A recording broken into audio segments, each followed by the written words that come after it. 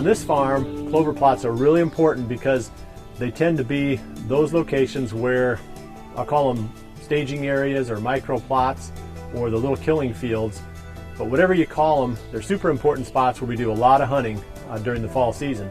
So we want to make sure they're in prime shape. You've got two different types of weeds that you need to control. You need to control the broadleaf weeds and you need to control the grasses.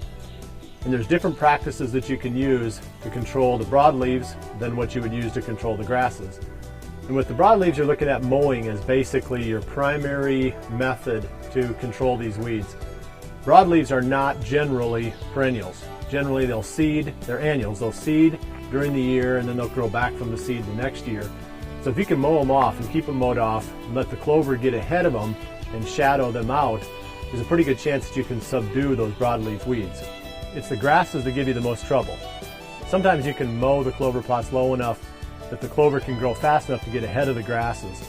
But typically that's not going to work very well. It's sort of a short-term solution. The best solution for dealing with grasses is to spray it with a grass selective herbicide.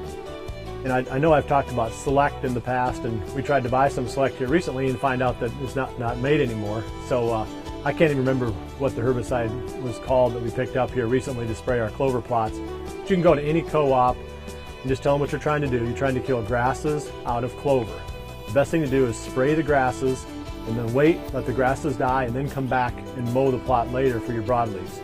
Or if your broadleaves are really taking off fast, mow the plot first, let it grow back, and then spray your grasses. So either way, it's a two-part process with maintaining the clover. You got to mow it to control the broadleaves, and you got to spray it to control the grasses. And which one you do first depends upon which of the weeds is growing the fastest.